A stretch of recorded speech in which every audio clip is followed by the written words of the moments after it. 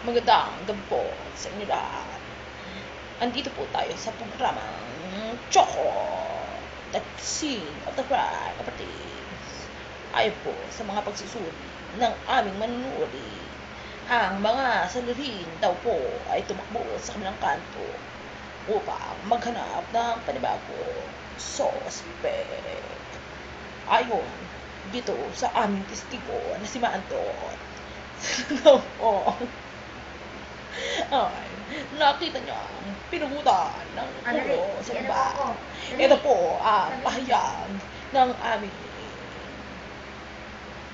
witness dito sa Choco. Ito na po siya. Bulaga. Nakita ko. Oo, nakita ko. Pinuso na ang ulo. Doon sa may kanto. Kaya ako ay nagtatakbo at nakita ko ang mga suspect, ang mga sinari. Nakita ko. Okay, tama na ang explosion mo. May suspect.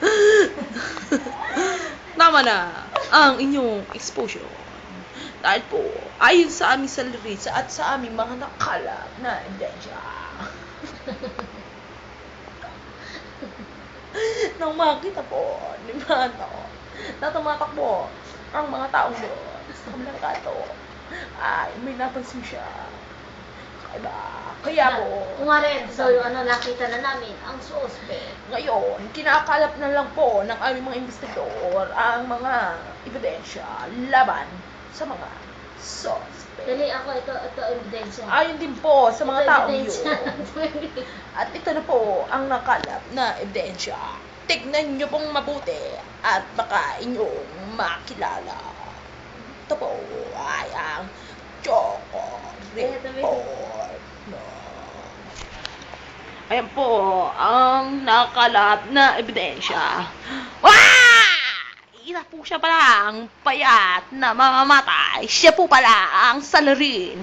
Ayan na po at papatayin niya na ako. Mukha po siyang demonyo. Taki tayo! Taki tayo! Tama na ang exposure mo. Sobra na. Super balik. Ngayon po, Taki tayo!